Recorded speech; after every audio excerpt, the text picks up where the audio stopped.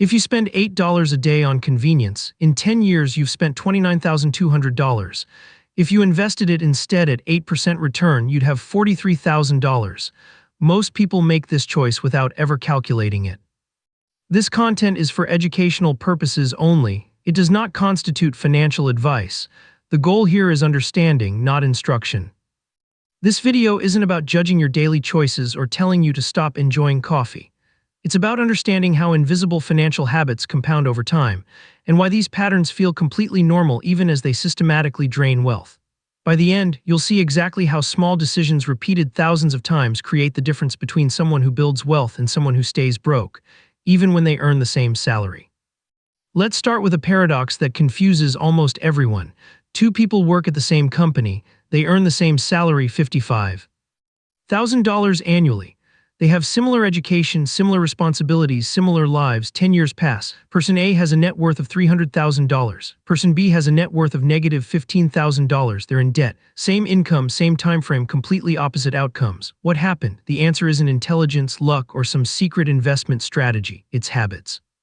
Invisible, daily behaviors that feel insignificant in the moment, but compound into entirely different financial realities over time. Here's what most people don't understand. Wealth isn't built through dramatic decisions. It's not the one big investment or the perfect career move. Wealth is built or destroyed through micro decisions made thousands of times. $8 here, $50 there, a monthly subscription you forgot about, a purchase that felt reasonable in the moment. Each decision is tiny, each feels justified, but repeated over years, these micro decisions create the structure of your financial life. And most people never calculate the compound effect because the individual transactions feel too small to matter. Consider the daily convenience habit. You stop for coffee on the way to work. $5, you grab lunch because you didn't pack anything. $12, you order dinner because you're too tired to cook. $25, you subscribe to streaming services, premium apps, delivery memberships. Another $30 per month. None of these decisions feel significant. You're not buying a car, you're not taking on debt, you're just living. But let's calculate what living actually costs. $5 daily on coffee is $150 monthly, $1,800 annually. Over 10 years at 8% return if invested, that's $26,000. Lunch 5 days a week at $12 is $240 monthly, $2,880 annually. Over 10 years invested, that's $42,000. These aren't luxuries in your mind, they're normal. Everyone does this, but normal is expensive. And the cost isn't just the money spent today, it's the money that will never compound. Your brain doesn't process this math naturally. When you spend $8, your brain registers $8. It doesn't register the opportunity cost, the compound growth you're trading away, the 10-year consequence of this pattern repeated. This isn't stupidity. This is how human cognition works. We're wired to evaluate immediate costs and benefits, not long-term compound effects. For most of human history, this wiring served us well. If food was available, you ate it. Delaying consumption meant risk. But in a modern financial system where wealth is built through compounding, this same wiring works against you. Every convenient purchase feels like a reasonable trade. $8 for comfort and time, $12 to avoid the hassle of meal prep, $25 to relax after a long day. Your brain approves these trades because the immediate benefit is clear and the long-term cost is invisible. The second major habit is financing depreciating assets. This is one of the most efficient ways to stay poor, and it feels completely normal. You need a car, cars are expensive, financing seems reasonable. $25,000 car, 5-year loan at 6% interest. Your monthly payment is $483. Over 5 years, you pay $28,980 for a car now worth $12,000. You've lost $16,980, but it felt affordable because the payment was manageable. This is the trap. Monthly payments make expensive things feel cheap. Your brain doesn't calculate total cost, it calculates monthly affordability. Can you handle $483 per month? Yes, so you buy, but you've just committed 60 months of income to a depreciating asset. And most people don't stop at cars, they finance furniture. 0% interest for 18 months sounds free, it's not. If you miss one payment, the interest retroactively applies at 25%. They finance electronics. The latest phone on a payment plan, $40 per month, doesn't feel significant, but over 2 years, that's $960 for a device worth $300 after 1 year. Here's the mechanism at work. Financing transforms large, painful purchases into small, manageable monthly obligations. This makes consumption feel affordable, but the total cost is higher due to interest, and the payment structure locks you into years of obligation. Meanwhile, everything you financed is depreciating. The car loses value every month. The furniture is worth nothing after 5 years. The electronics are obsolete. You're paying interest on assets that are actively losing value. This is reverse compounding instead of your money growing, you're paying for the privilege of watching your purchases lose value. And while you're servicing these payments, you have no money to invest in assets that actually appreciate. The third habit is the treat yourself reward cycle. You work hard, you're tired, you deserve something nice. This logic feels unassailable. Of course you deserve rewards. The problem isn't the concept of treating yourself. The problem is using consumption as the primary reward mechanism. You had a difficult week, so you buy something. New clothes, a nice dinner, a gadget, a weekend trip. You close a project, so you upgrade something. You get through a stressful period, so you spend. This creates a psychological loop. Hard work creates stress. Stress triggers the desire for relief. Consumption provides immediate relief. Your brain learns the pattern: work hard, spend money, feel better, repeat. The issue is that this pattern prevents wealth accumulation. Every time you earn extra or make progress, you immediately convert that progress into consumption. The money flows in and flows right back out. There's no accumulation phase. You're running on a treadmill, working hard but never moving forward financially. This happens because your brain craves immediate emotional resolution. Stress is uncomfortable. Buying something provides instant relief. The anticipation, the purchase, the temporary satisfaction, it works, but it works in the short term. Within days, the emotional boost fades. You're back to baseline. The item you bought loses its novelty. The satisfaction disappears, but the money is gone, and if you used credit, you now have debt that creates new stress. The cycle continues. More work, more stress, more spending, more debt, more stress. It's a closed loop that feels productive because you're always busy and always buying things, but it never builds wealth because wealth requires keeping money long enough for it to compound. The fourth habit is keeping up with peer spending without questioning. Humans are social creatures. We compare ourselves constantly. When your friends buy houses, you feel pressure to buy a house. When your colleagues drive nice cars, you feel pressure to upgrade your car. When your social media feed shows vacations and restaurants and experiences, you feel pressure to match that lifestyle. This isn't vanity. This is normal human psychology. We determine our social position through comparison. And consumption has become the primary signal of status. But here's the trap: you're comparing your financial decisions to other people's visible consumption without seeing their invisible financial situation. Your friend bought a new car, you see the car, you don't see the $70,000 debt. Your colleague went to Europe, you see the photos, you don't see the credit card balance. Your peers appear successful based on what they display, so you match their display, you spend to keep pace. But you're potentially matching the spending of people who are financially fragile. You're copying behavior that might be destroying their wealth, and you have no way to know because financial reality is hidden while lifestyle is public. This creates a spending arms race within social groups. Someone gets a promotion and upgrades their apartment. Others feel pressure to upgrade. Someone buys a luxury item, others follow. The group ratchets up spending collectively. Everyone is trying to match everyone else, but nobody is building wealth because everyone is spending their income to maintain position within the group. The irony is that many wealthy people who actually have financial security don't play this game. They drive average cars, live in modest homes, and avoid conspicuous consumption, but they're not visible as wealthy because wealth is quiet. What's visible is the performance of wealth, and the performance is expensive. The fifth habit is ignoring small recurring charges. You sign up for a service, $10 per month, it's useful for a few months. Then you stop using it, but you forget to cancel. The charges continue. You have 7 subscriptions you barely use: streaming services, app subscriptions, memberships, software, cloud storage. Each is small, $9.99 here, $14.99 there. Individually, they feel insignificant. You're not going to stress about $15, but collectively, you're paying $200 per month for services you don't use. That's $2,400 annually. Over 10 years, that's $24,000. Invested at 8%, that's $35,000. You threw away $35,000 because you didn't take 20 minutes to cancel subscriptions. Why does this happen? Because your brain has a threshold for attention. Small amounts don't trigger concern. $15 isn't worth mental energy, so you ignore it. The problem is that 10 things at $15 each is $150, and your brain never aggregates these small charges into one total. It evaluates each independently. Each passes the threshold of being too small to worry about, so nothing gets canceled. Companies know this. That's why subscriptions are priced at $9.99 or $14.99. It's below the pain threshold. If they charged $100 per month, you'd evaluate whether it's worth it. At $10, you don't think about it. This is intentional design. They're extracting money through amounts too small to trigger your financial attention. And it works because you have dozens of these small charges and you never see the total. The sixth habit is the perpetual delay. I'll start saving next month. I'll invest when I pay off this debt. I'll build an emergency fund after this expense. Next month comes, new reasons appear, the car needs repair, the holiday season arrives, there's always something, so you delay again and again and again. Years pass, you've been planning to start for 5 years, you still haven't started. This isn't procrastination in the traditional sense, you're not being lazy, you're waiting for the right moment. The moment when there are no expenses, no obligations, no disruptions, that moment never comes.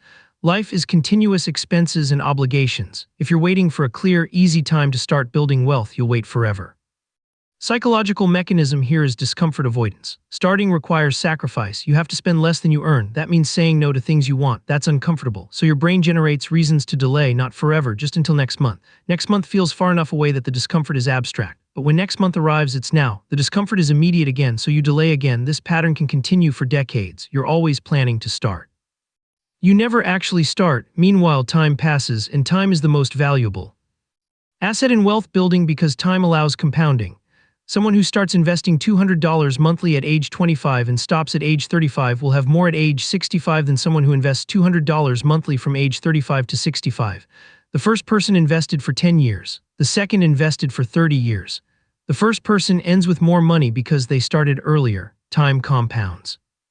Every year you delay is a year of compounding. You'll never recover. The seventh habit is using retail therapy for emotional regulation.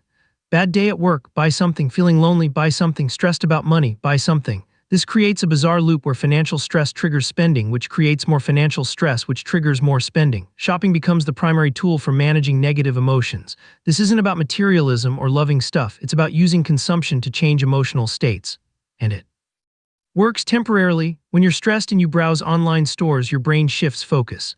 The anticipation of receiving something new creates a dopamine response. You feel better, the package arrives, you feel a brief lift, then the feeling fades, you're back to the same emotional baseline, but now you have less money and possibly more debt. The underlying problems that caused the stress are unchanged. You've just added a new problem, less financial security, while briefly masking the original emotional discomfort. This habit is particularly destructive because it's reinforcing. Every time you feel bad and buy something, your brain learns that shopping resolves negative emotions. Over time, this becomes your automatic response. Emotional discomfort triggers the urge to shop. You're training yourself to convert feelings into purchases. The problem is that emotional discomfort is frequent, work is stressful, relationships are complicated, life creates regular negative emotions. If your response to these emotions is spending, you're spending constantly, and you're never addressing the actual sources of emotional discomfort. You're just medicating with consumption. Meanwhile, your financial situation deteriorates, which creates real stress, which triggers more spending. It's a spiral that's hard to escape once the pattern is established. The eighth habit is lifestyle inflation. This is perhaps the most insidious because it feels like success. You get a raise, finally more money. What happens? Your spending increases immediately. You move to a nicer apartment, you upgrade your car, you eat at better restaurants, you buy higher quality everything. Within 3 months, you're spending your new income level. Your savings rate hasn't changed. You're still living paycheck to paycheck, just at a higher price point. The raise didn't improve your financial security, it just upgraded your lifestyle. This pattern repeats throughout your career. Every raise, every bonus, every increase in income gets absorbed by lifestyle inflation. You always earn more than you did before. You never accumulate wealth because you always spend what you earn. Why does this happen? Because of hedonic adaptation. Humans adapt to improved circumstances rapidly. The nicer apartment feels amazing for 2 months, then it's normal. The upgraded car feels luxurious for a while, then it's just your car. The satisfaction from lifestyle upgrades fades quickly, but the expenses are permanent. You're locked into higher costs. And because you've adapted, the new lifestyle doesn't feel luxurious anymore, it feels normal. So when the next raise comes, you upgrade again, chasing the temporary satisfaction that comes from improvement. But you can never outrun adaptation. Every upgrade becomes normal. You're constantly spending more to achieve the same level of satisfaction you had before. It's a treadmill. You're running faster, earning more, spending more, but never getting ahead. Because the destination keeps moving. Here's the deeper pattern underlying all these habits. Your brain optimizes for immediate emotional comfort. Spending $8 on coffee provides instant convenience. Financing a car provides immediate ownership without the pain of a large payment. Treating yourself provides immediate emotional relief. Matching peer spending provides immediate social comfort. Ignoring small subscriptions avoids the immediate hassle of canceling. Delaying savings avoids immediate sacrifice.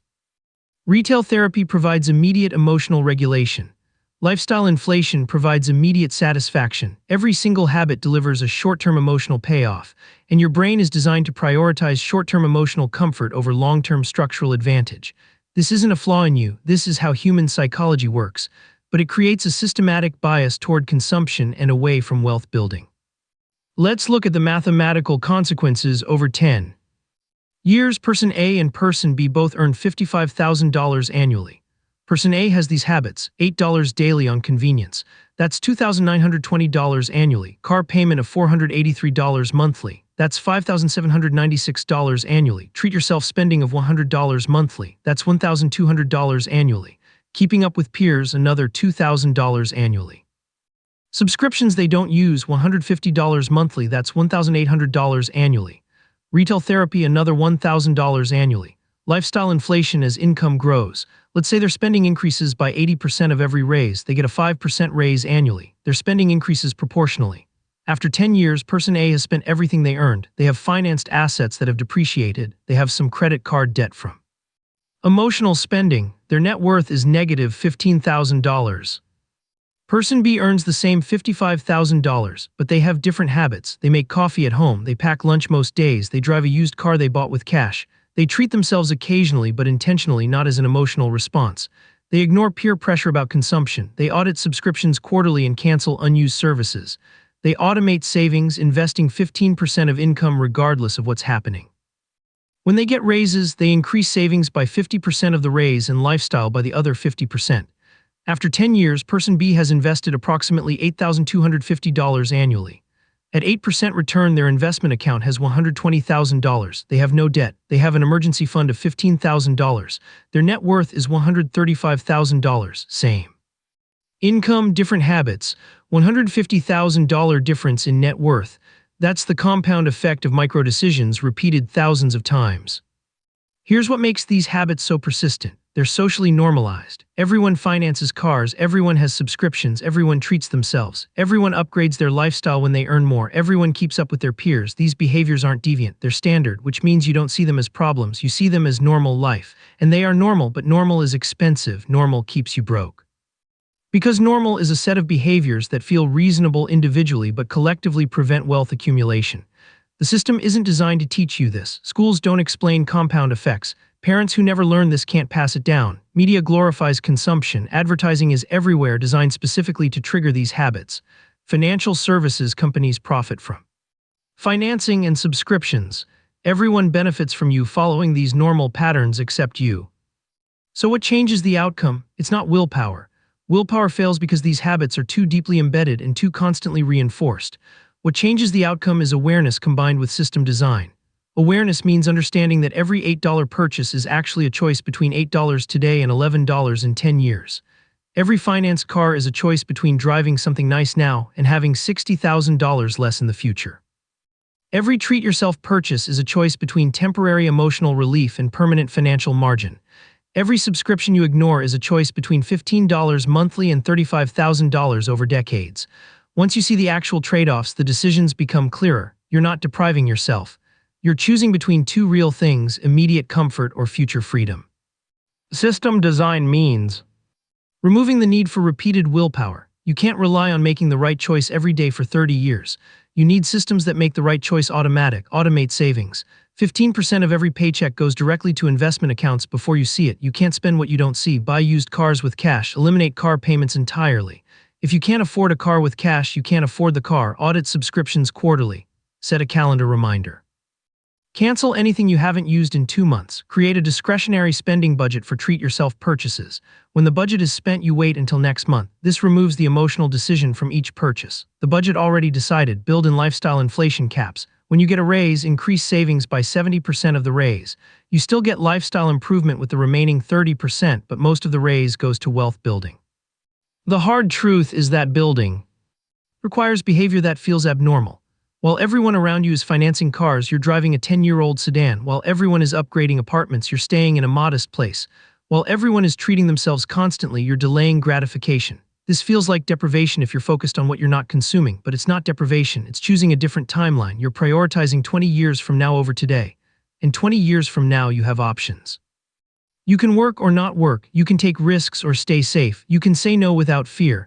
Everyone who chose immediate comfort is still working because they have to, still stressed about money, still trapped in consumption cycles. You're free, that's the actual trade-off, not sacrifice, but a different kind of satisfaction. Here's the final insight. These habits aren't character flaws, they're predictable responses to a system designed to extract wealth through micro-decisions. You're not weak or foolish for having these habits. You're responding normally to incentives that surround you constantly. Companies spend billions figuring out how to make spending feel effortless and saving feel difficult. They succeed. Every friction point in saving, every convenience in spending, every subscription that auto-renews, every financing option that makes expensive things feel affordable, all of it is designed. The question isn't why do people have these habits? The question is how does anyone escape them, and the answer is conscious resistance, understanding the mechanisms, seeing the compound effects, building systems that automate better choices, choosing long-term freedom over short-term comfort. So here's what we've covered. Small daily financial decisions compound into large financial outcomes over decades. $8 daily becomes $43,000 invested over 10 years. The habits that keep people broke feel completely normal. Because they are normal. Convenience spending, financing, reward cycles, peer pressure, ignored subscriptions, perpetual delay, retail therapy, and lifestyle inflation. These habits persist because your brain optimizes for immediate emotional comfort, not long-term wealth building. The 10-year consequence of these patterns is dramatic. Same income, different habits, $150,000 difference in net worth. Escaping requires awareness of the actual trade-offs and systems that automate better decisions. It's not about willpower. It's about designing your financial life so the default choice builds wealth instead of drains it. This means understanding that wealth isn't built through dramatic decisions or perfect investments. It's built through thousands of small choices made consistently over decades. The choice to make coffee at home, the choice to drive a paid-off car, the choice to delay gratification, the choice to ignore peer spending, the choice to cancel unused subscriptions, the choice to automate savings, the choice to resist lifestyle inflation. Each choice feels insignificant. Collectively, they determine your financial outcome because wealth is behavior first, money second. If your behavior is consumption-focused, more income just means more consumption. If your behavior is wealth-focused, any level of income can build security over time. The people who build wealth aren't smarter or luckier. They just develop different automatic responses to money. They see spending as trading away future freedom. They see saving as creating options. They've trained themselves to delay gratification and trust compounding. And that training came from understanding these mechanisms, not from superior willpower. Once you see how habits compound, once you calculate the 10-year cost of daily choices, once you understand that normal behavior is expensive behavior, the choices become easier. You're not depriving yourself of coffee, you're choosing. $43,000 10 years from now, that's not sacrifice, that's clarity.